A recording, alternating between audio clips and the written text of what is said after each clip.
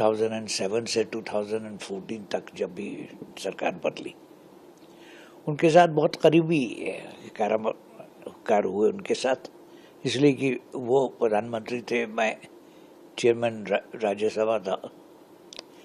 तो उसमें उन्होंने हमेशा कंस्ट्रक्टिव सजेशंस दिए और काम किया। इसीलिए आपने देखा कि उनके ज़माने में पार्लियामेंट में ज़्यादा हंगामा नहीं होता था। इसलिए नहीं होता था कि वो जो मेंबर बनते थे उनसे वो बातचीत करके सुलझा लेते थे। अभी होता है ऐसा आपको लगता है? सर, ये भी कहा जाता है और हर बार इस बात का जिक्र किया जाता है कि जब वैश्विक तंगी आई थी देश में 2007-8 के दौरान, तब भारत देश ऐसा देश रहा जब जो इस तंगी से सुरक्षित रहा। और ये कहा जाता है कि बिकॉज ऑफ डॉक्टर साहब। देखिए, इसलिए कि वो चीज़ उस दिन नहीं शुरू हुई जो 1991 में उन्होंने पॉलिसी चेंजेस किए, जिसके मुतालिक और लोगों ने जो ज़्यादा करीबी थे वो जानते हैं, देश का नक्शा बदल दिया, पॉलिसी बदल दी। और इसी का फायदा हुआ कि हमारे यहाँ इकोनॉमिक डेवलपमेंट जरा तेजी से हुआ। सर, हालांकि तमाम दफ़ा इस बात का और इस बात को लेकर कहते रहे तमाम नेता कि वो बतौर प्रधानमंत्री जब थे तब वो किसी के इशारे पर काम करते थे, नहीं करते थे। ये भी कहते रहे कि वो कम बात करते हैं, लेकिन इस बात का भी जिक्र होता है कि वो बिना ज़्यादा बोले उन्होंने देश के अंदर इतनी प्रगति जो है वो आज पहुंचाया।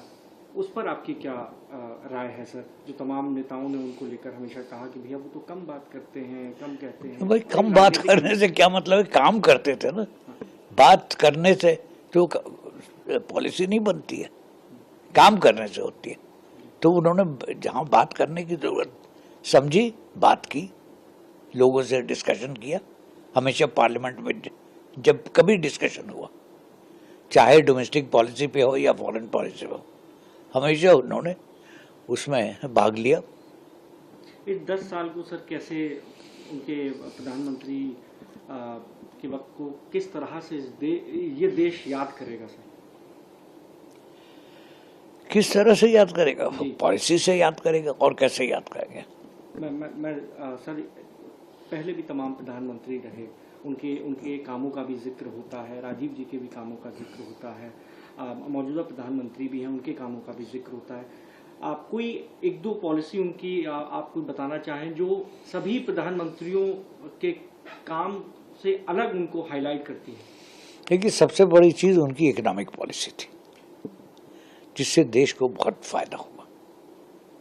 उसके बाद उनकी फॉरेन पॉलिसी जो थी, वो संबंध दूसरे देशों के साथ अच्छे हुए। अब एक छोटी सी चीज़ है, पाकिस्तान से हमेशा हमारा झगड़ा रहा है कुछ ना कुछ, उन्होंने उसको सुलझाने की कोशिश की, कश्मीर के प्रॉब्लम को सुलझाने की कोशिश की, कश्मीर के लोगों से जाके बात की, कमेटी बनाई। इसी तरह से औरों के साथ भी, चीन के साथ भी हुआ और पड़ोसियों के साथ भी हुआ।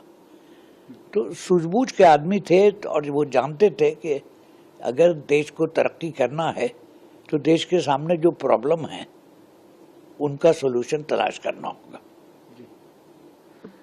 आप सर कितने आपका आज का क्या प्लान रहेगा? कितने बजे आप उनके घर जाएंगे?